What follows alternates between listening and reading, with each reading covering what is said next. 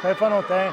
No, sicuramente non è una partita semplice anche dal punto di vista mentale, perché poi quando ci sono tanti cartellini e situazioni un po' così che possono cambiare il sorte della partita, siamo stati bravi ad avere l'atteggiamento giusto da inizio alla fine, e fare gol quando abbiamo avuto le Sì, occasioni sì. e non perdere la testa quando avevamo un giocatore in meno.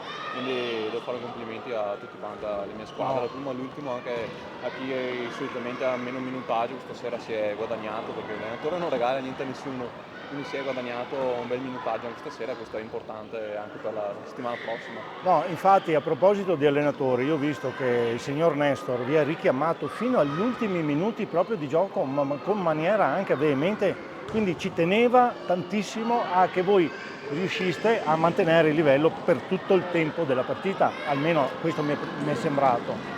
Certo, Nestor è un allenatore che vuole sempre il massimo dai primi minuti e niente, i risultati stanno arrivando, io penso che sia un grandissimo allenatore, lo ringrazio per il lavoro che sta facendo.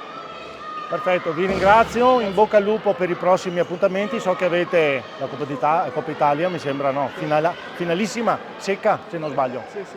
finalissima secca e proseguo di campionato. Vi ringrazio e in bocca al lupo. Grazie, crepi il lupo.